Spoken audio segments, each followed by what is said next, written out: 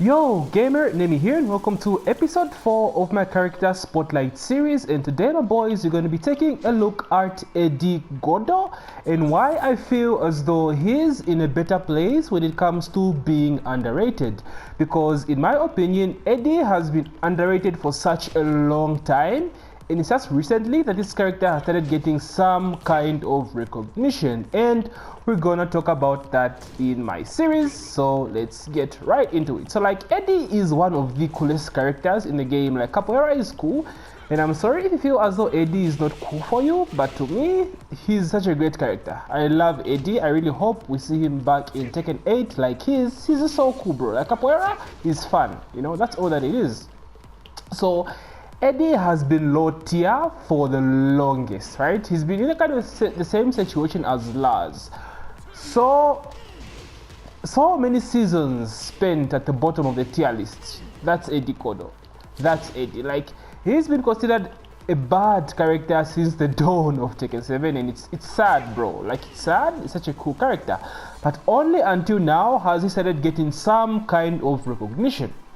So now I feel as though Eddy was an underrated character even before he got these significant buffs that really has elevated him on most tier lists. And mainly why I think that's the case is, firstly, like, Eddy cannot sidestep, right? And I know how people tend to make this such a big issue, right? Eddy has a bad sidewalk, he can't really step, so he has to eat pressure all the damn time.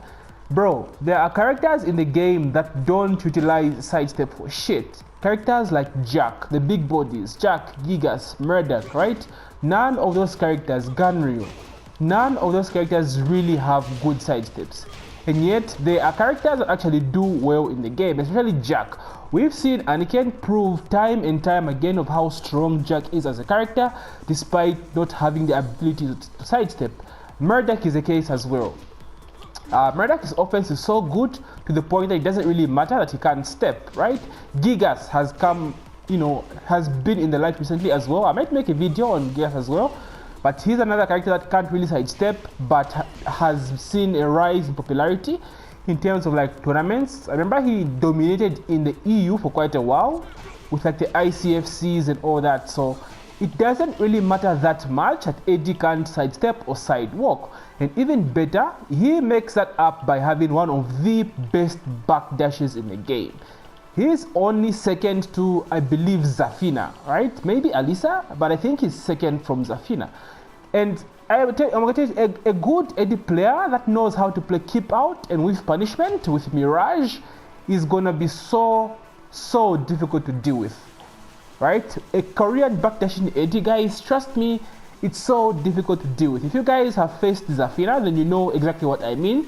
It's the same thing with Eddy. It's crazy with Zafina because as a character, she can backdash, right? Best backdash and probably best sidestep in the game as well. So not really to the degree of Zafina, but still Eddy can just play keep out in a very good way.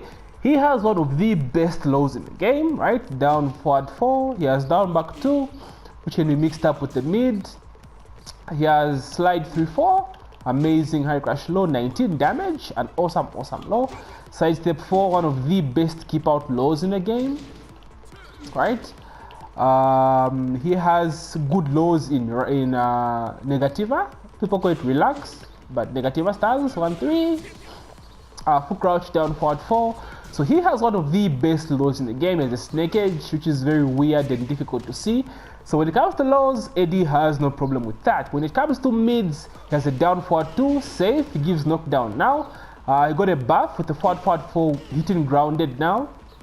When it comes to, he has back 2-3, annoying mid. This mid is what has made Eddy really good in season 4. This mid is amazing and it's so annoying, and the best part about this, he has the high version, which is safe, you know, but it's a natural hit. So if you don't duck, he's gonna be getting this for free on you, right? It's kind of like Dragonov back 4-1, back 4-2, back 4-2-1, or back 4-3 has a mix-up. So the mids, he has them, the lows, he has them. With punishment, he has them. His punishment is decent. He has a 14 frame back to 4. right? They gave him a 12 frame Punisher now, forward 2-1. Amazing. It got fixed. It was really buggy when it came out, but now it's been fixed. He's only missing a 10 frame Punisher. I honestly wish they could make 1-3 his 10 frame. This would be so amazing as a 10 frame punish, right? But you know, you can't have everything, mix-ups, punishment and movement, you know, unless you're Zafina, right? So those are basically some of the best tools that Eddy has. Oh, and upward 4, oh my god, upward 4 is amazing, and they made this a homing move as well. So tracking, Eddy has tracking as well. So those are his biggest strengths, and with strengths comes weaknesses, of course. Like I said, Eddy cannot sidewalk, so it's very difficult to deal with pressure if you don't constantly play backdashing game, especially with walls, right? Someone like a Negan or a Steve, like it's so crazy to deal with Eddy because of his movement. His backdash particularly, especially on wall stage. Just think of Zafina. It's basically the same thing with Zafina as I said before.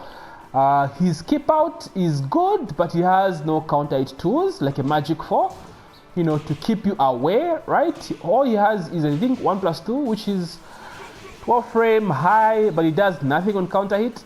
He has a 4 for spacing, but it's not enough. It's not enough. Someone that knows Eddy's weaknesses will just capitalize on this. They're gonna stay in your face and annoy the hell out of you, and this can be very, very difficult to deal with as an Eddy player. So just keep that in mind. It's very, very difficult. That's pretty much it, right? He got a new combo ender at the wall because his other weakness was not having a good wall ender at the wall. So now they gave him back to 3-3. Amazing. One of the most satisfying wall enders in the game for free. Like, bro, like, look at this shit. Sheesh, it feels so good. Really, really so good. That's why I played Eddy a bit recently. He has a grab game, but not really that great, right? He only has 3+4 grabs, if I'm not mistaken. He has the ballerina spin, you know, capoeira. So throw game is decent, low is amazing, with punishment, mirage of course. Check-in tools, he has forward 3, amazing. Amazing range, he has high step 3, cancel. There's ways you can get in, right? He has a running 3 as well, very predictable. So when it comes to tools, Eddy has the tools. He's just handicapped in a sense that, as I said, he cannot sidestep. But again, this should not really be the reason why Eddy is considered bad. I've never understood this logic, considering the fact that we have so many characters in this game that really can't play a sidestepping game. Eddy has been so underrated. And one of the reasons why this is the case, people say no one really plays Eddy at high level, and the ones that do are like the loyal Eddy mains. Right, we have Jongding, of course, the most iconic Eddy player. Then we have, what's his name? Abel the Maestro from, I think, Brazil. I'm not mistaken. Southern America. I'm not mistaken. If it's not Brazil, I apologize. Then we have Callum from South Africa. He made TWT finals last year, if you guys remember. So those are like the top Eddy players. We have another Eddy player from, what is Eddy player? Okay, I forget. But you guys, my point is they're not that many Eddy players. And a lot of people think that's the reason why he's considered as a bad character. But let's talk about how these few Eddy mains always do well in tournaments, right? They have decent placings, multiple top 8s by Jongding, multiple top 8s by Abel the Maestro. And you can't just say, oh, it's because they are loyal Eddy mains. No, Abel also plays Eliza. Jongding plays Julia, you know. So it's not that the fact that they are loyal Eddy mains, it's the fact that Eddy is just underrated and not many people play this character at high levels. It's just difficult to see how good this character is, and that's my reasoning. Now, I say he's been getting more recognition recently. I think Liu Majin actually made a video recently on Eddy and saying why he's not that bad, and I agree with him, right? Eddy has just been under the radar for the longest, right? Everyone has been asking for buffs for ages, and he got those buffs. Like, he's got those buffs, bro, right? Down forward 2, follow up, he's got the buffs. but like he still needs a bit of work, right? There are certain moves that put him into relax that should guarantee, you know, like 50-50.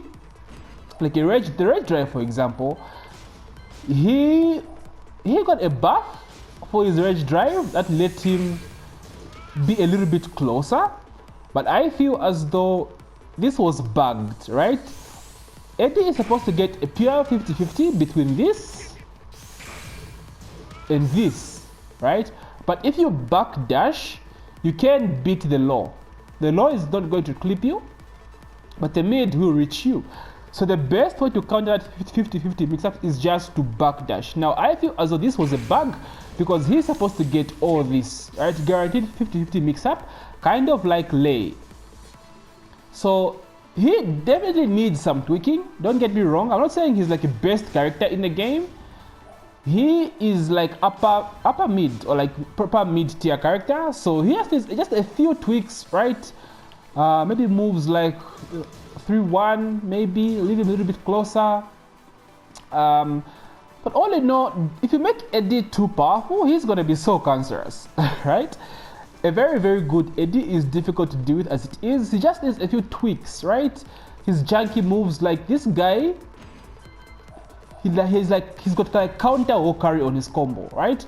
Just notice how I'm going to carry Eddy to the wall. Sorry, how I'm going to carry Kazuya to the wall, but at a certain angle, right? This combo is not going to be like straight in a straight line. It's going to face, it's going to direct towards his left side. Look at this, right here.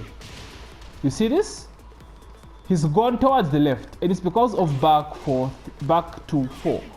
This takes the opponent away from the wall. It's supposed to take you towards the, but takes you away from the wall.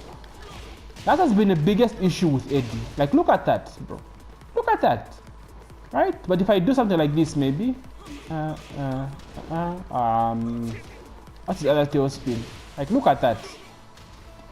Like, I don't understand why they made Eddy like this. Just fix his properties on some certain moves.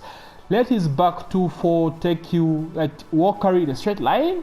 Just a few tweaks and Eddy will be a great character. As of now, he's a good character, right? There's no reason to not play Eddy. As long as you just put in the time, any character will be great. We've already seen this with Panda. No need to like talk about this over and over again. So in conclusion, guys, Eddy is a good character and he's not as bad as most people claim him to be, and he's been getting recognition recently, which is good. Considering season 4 is probably the last season, we're not getting any updates anytime soon, or maybe ever, I can say Eddy has gotten decent enough buffs to put him in a good spot in Tekken 7. Yes, he does need a bit more, but for now, like, this is good enough for him to actually be competitive in this game. Eddy is underrated and is not as bad as everyone makes him to be.